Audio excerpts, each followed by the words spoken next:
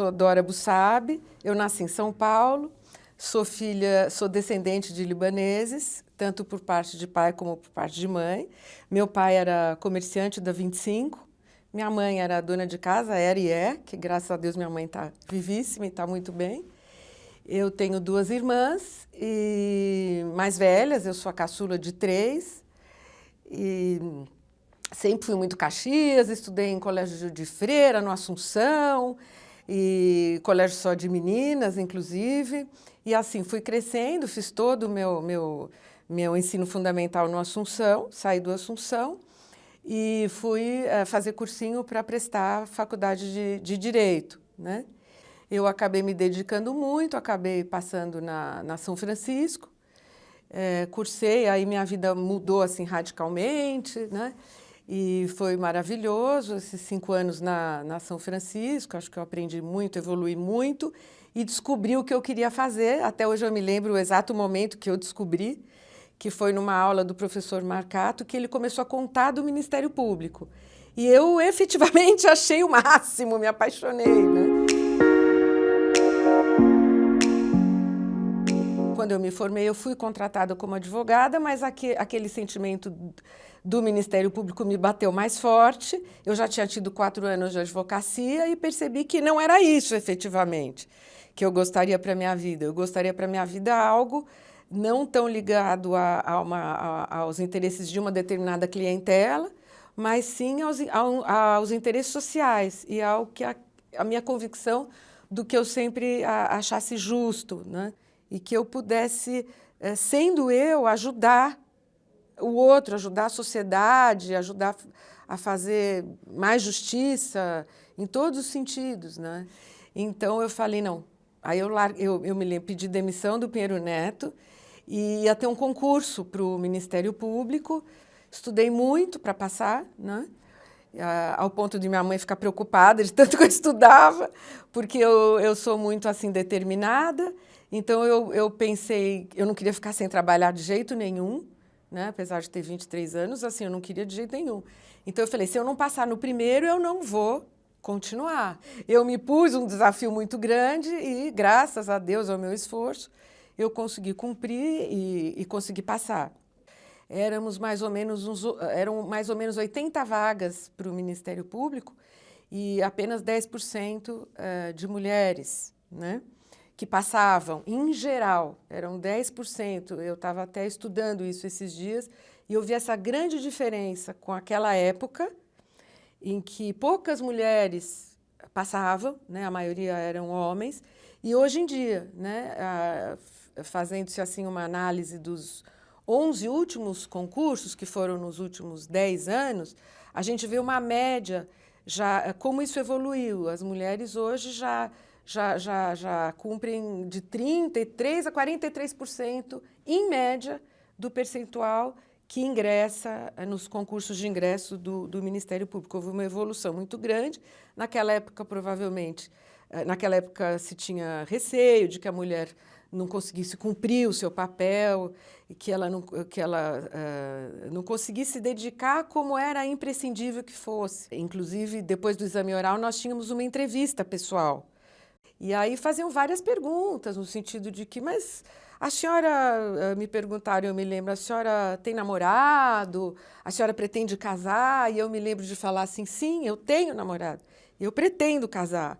Né? Aí eu falo, eu fui corajosa de falar, mas a minha profissão vem em primeiro lugar, e se eu tiver que ir para a fronteira com outros estados, eu vou, mas eu vou mesmo, assim, eu fui muito firme, né?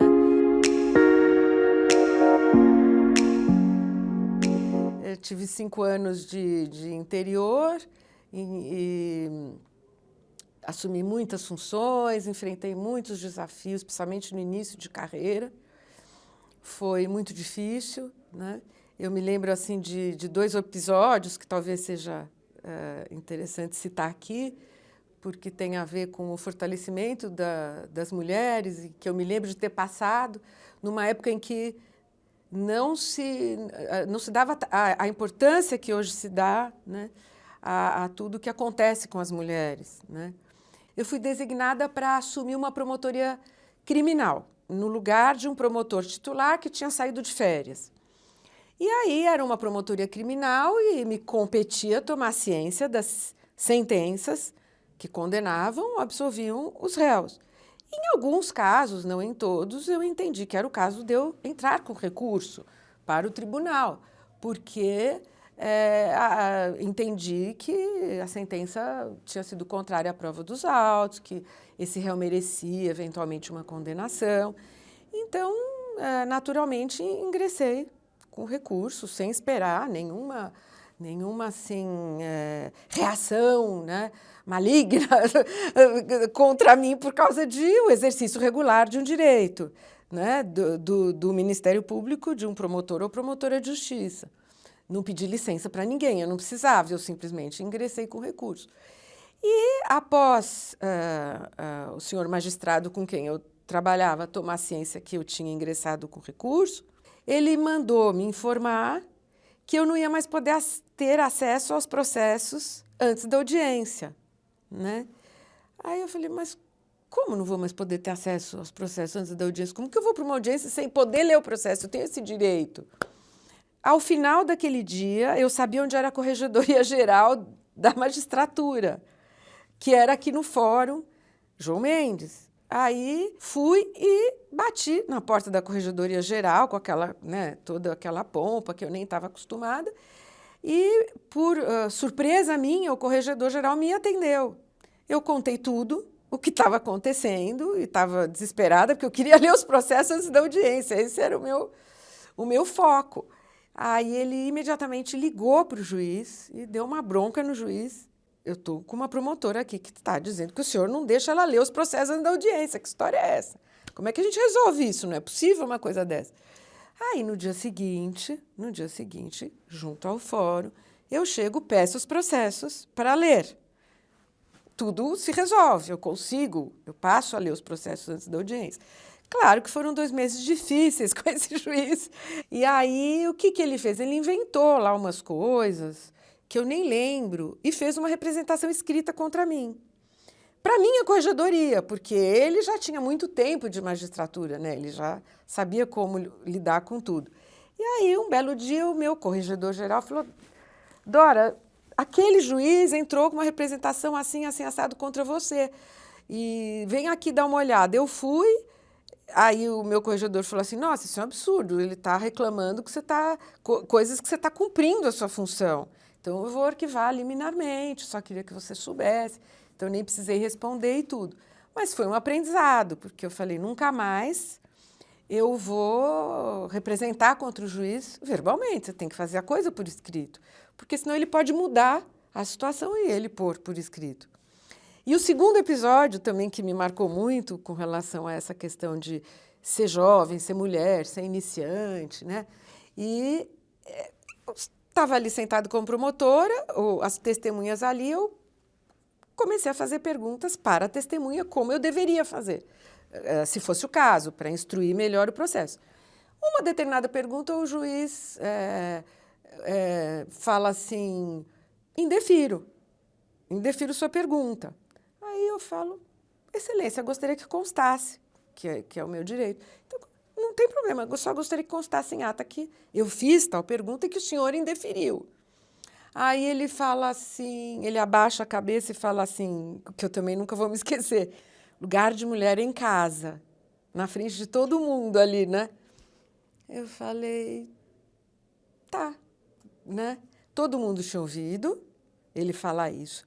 Eu não falei absolutamente nada na hora, fui para minha sala e redigi uma representação contra esse juiz, dizendo o que ele tinha dito, que lugar de mulher, porque eu era a única mulher naquela audiência, e ele teve a coragem de falar aquilo, né? Então, quer dizer, não se tinha limite, né? Era uma coisa assim mais aceita, né? Pela sociedade, uma discriminação eventualmente contra uma mulher, né? E aí eu fiz a representação para a Corregedoria da Magistratura contra esse juiz, que passou antes pela minha corregedoria. Eu fiz todo o caminho bonitinho, deu tudo certo, assim. Deu tudo certo. E são coisas que a gente se lembra, né? De início de carreira e... Enfim.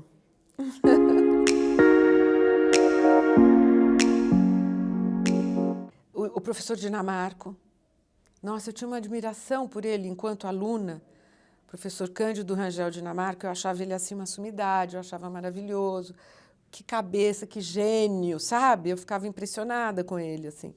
O Marcato também, que era o professor ambos de processo civil. E eu aprendi muito processo civil com eles, ao ponto, assim, de quando eu fui prestar o concurso do Ministério Público, eu estudei muito todas as outras matérias, mas Código de Processo Civil eu não precisei abrir, porque eu tinha estudado muito com eles na faculdade, porque eles tinham, o Marcato tinha muita didática, impulsionava mesmo. Talvez tenha sido eles. Também tive aula com o Pitombo, com o Celso Laffer, que era uma sumidade, com o professor Carvalhosa, que era ótimo também, com o professor Gofredo da Silva Teles, que a gente, logo que entrou na faculdade, ele dava aula de introdução ao estudo do direito no primeiro ano, e as aulas dele eram um show, assim. A gente se emocionava, praticamente chorava nas aulas dele, porque eram lindas, eram poéticas. Então, aqueles 5 anos ali de faculdade mudaram a minha vida, né? Da água para o vinho, e aí depois que eu entrei no MP mudou mais ainda. E foi muito boa toda essa trajetória.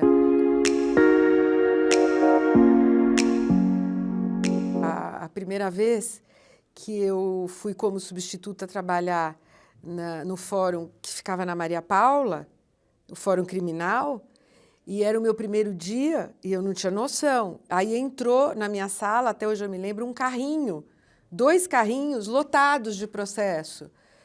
Aí eu falei, achei que era para a sala inteira, tinham 6 promotores lá, não, era só para mim. Aquilo me deu uma angústia, eu falei, meu Deus, será que eu vou conseguir, né?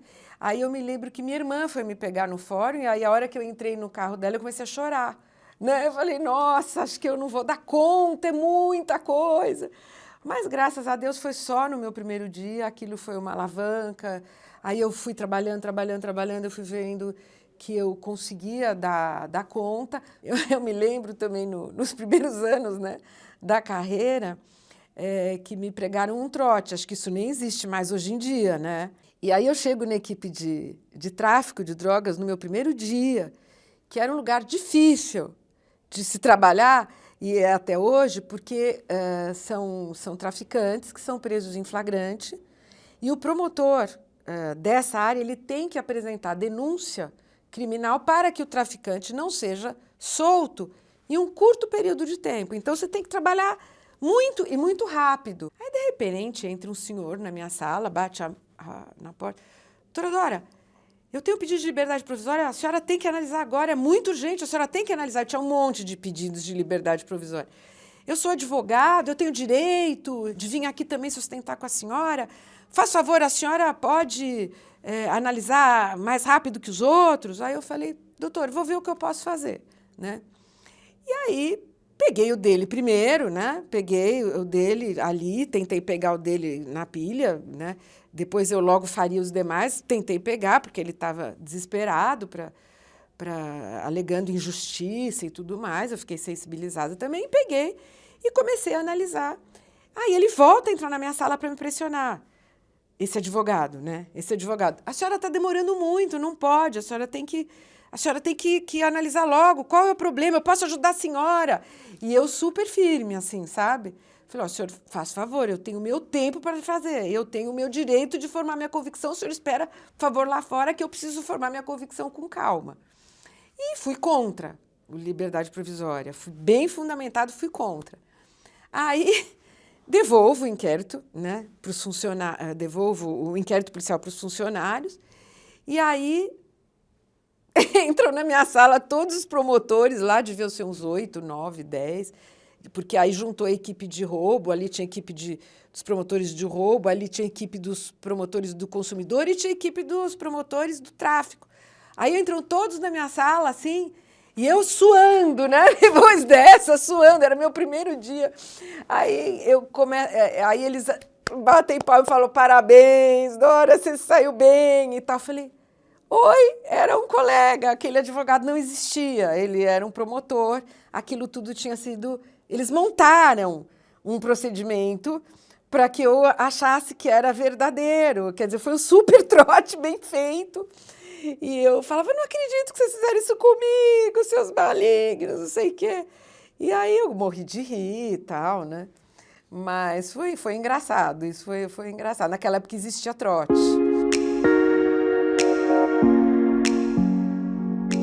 Do início de carreira teve um que marcou mais, né? Foi quando eu era promotora de justiça de Guarulhos, promotora de justiça do consumidor. E aí existia uma previsão no código, tudo era muito novo, que se podia entrar com uma ação para obrigar uma empresa que tivesse feito propaganda enganosa a fazer contra-propaganda. Por exemplo, uma determinada empresa em Guarulhos começou a vender lotes para as pessoas, né? E só que não existia o registro desse loteamento no cartório de registro de imóveis, como a legislação permitia. Nada estava regular.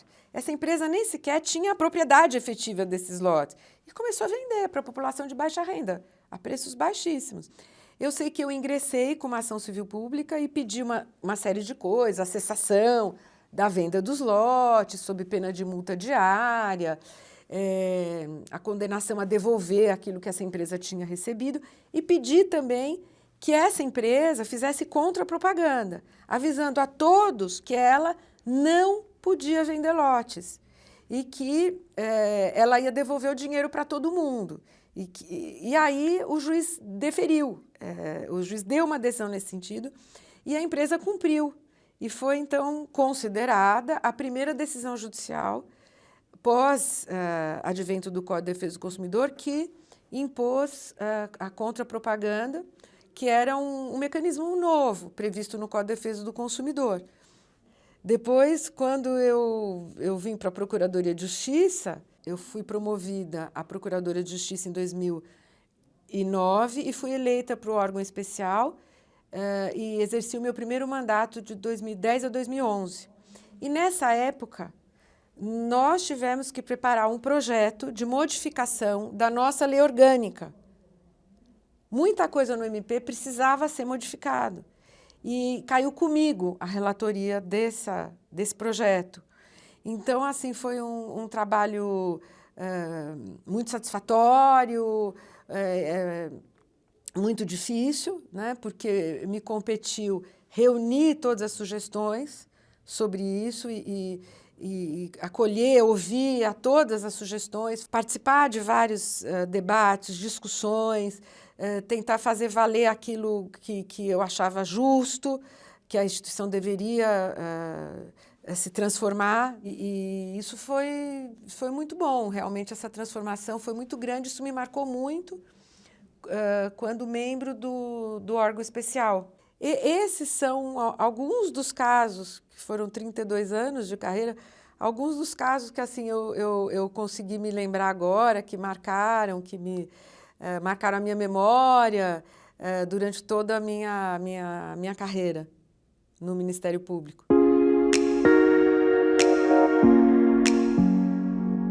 E eu fui eleita pelo órgão especial para o Conselho Superior e eu fui a única mulher dos 11.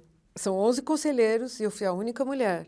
E aconteciam coisas assim, hoje eu lembro da gente estar numa reunião ou a gente estar em sessão e eu dar uma opinião sobre um determinado caso e ninguém ouvir, e aí uma outra pessoa, um outro ser masculino dá a mesma opinião e tudo, nossa, tem razão, tem razão.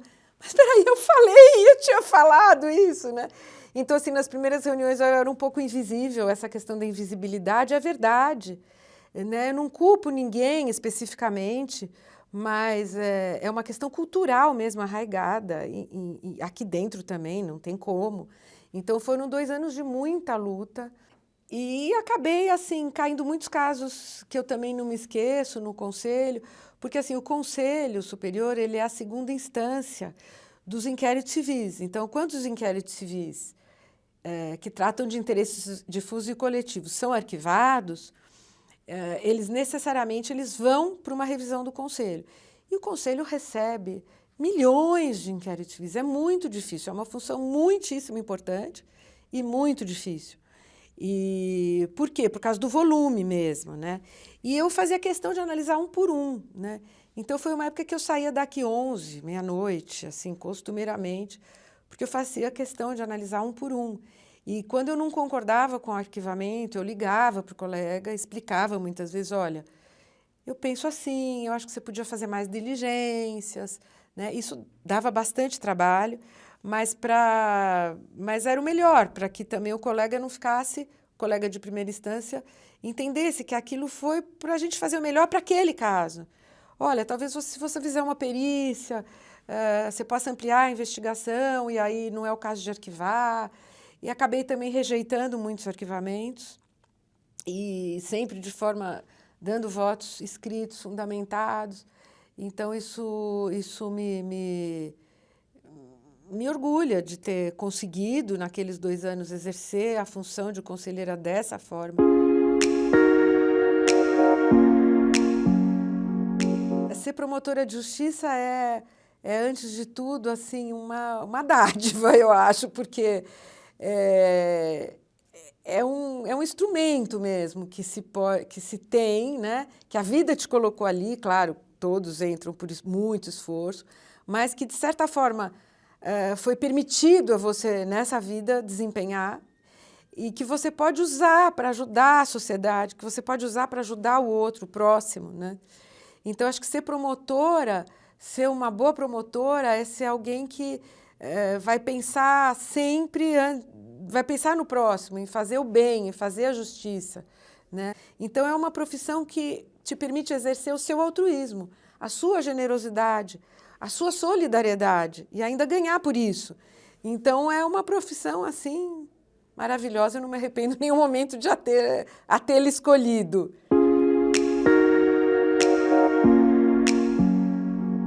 Nunca deixe de ter o pé no chão, sabe? Porque, assim, é importante continuar tendo muita humildade, porque é uma função, claro, é um cargo que dá poder, né? Mas o poder que se dá a um promotor é um instrumento para ele fazer o bem, sempre. Né? Então, para ele tentar nunca abusar desse poder, a tentar exercer esse poder com muito bom senso. É lembrar que isso tudo lhe vai ser entregue para que ele exerça uma função que poucas pessoas vão ter na vida. Um poder que poucas pessoas vão ter de estar fazendo algumas mudanças na sociedade. E não precisa ser grandiosas, não precisam aparecer, mas elas precisam ser efetivas, elas precisam ser reais. E é isso que vale a pena.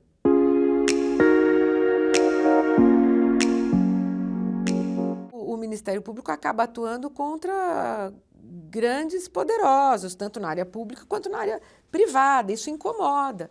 Então, toda instituição que incomoda vai ter uma reação muito forte, né? Mas, com certeza, o Ministério Público vai ser sempre muito mais forte, porque eu acho que quem está do lado do bem, do que é certo, do que tem valor, sempre acaba vencendo, sabe? É muito simples, o bem sempre acaba vencendo, né? A gente não pode viver oprimido por interesses econômicos, privados ou dos políticos. A sociedade ela tem que ter um canal de extravasamento, um canal de atuação. A sociedade tem que também poder atuar, ela tem que existir.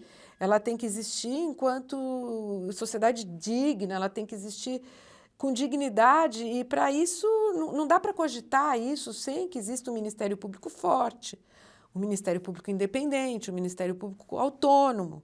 Isso é muito importante, isso é fundamental. Não por outra razão que o Ministério Público hoje tem uma previsão constitucional como uma instituição indispensável à administração da justiça, indispensável para o desenvolvimento da sociedade, para a proteção dos direitos humanos. Né? Então, é uma instituição que espero que só venha a se fortalecer por meio de uma atuação correta, por meio de uma atuação séria, por meio de uma atuação voltada ao bem comum.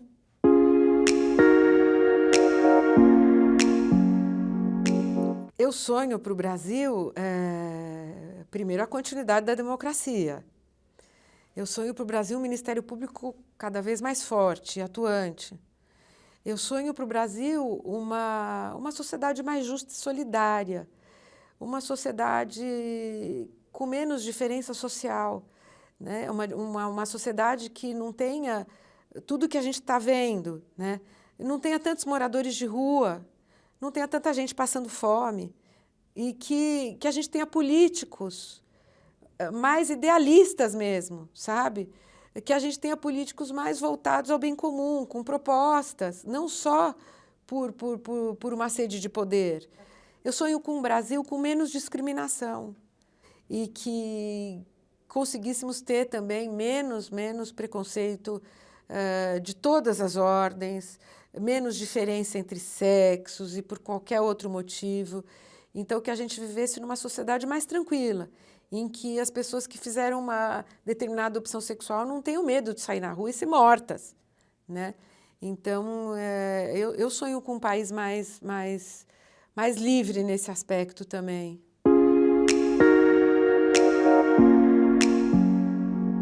Olha, o primeiro que eu me lembro é dos autores russos, que são os que eu mais gosto, e o primeiro deles que eu li, que me marcou muito, que é Lolita, e também Irmãos Karamazov.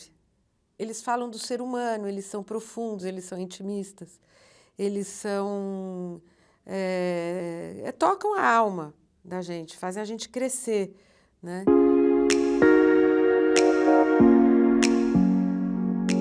Um filme que eu vou lembrar, assim, não como um filme da minha vida, mas um filme recente que eu gostei muito, que são Mães Paralelas, do Almodóvar, e que mostra a problemática humana de duas mães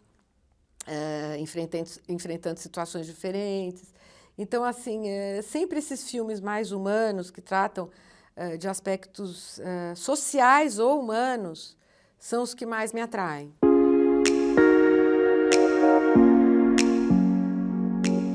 Relicário, eu adoro Relicário, do Nando Reis, porque é uma música assim, que me emociona. E outra também são as músicas da Adele, que eu adoro ouvir a Adele, e me emocionam muito, porque ela é autobiográfico, muitas delas de sofrimentos que ela passou quando criança.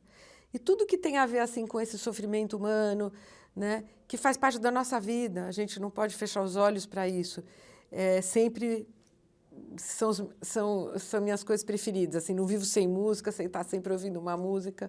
Outra, adoro Cássia Eller, adoro o Nando Reis, o Caetano, e assim vai.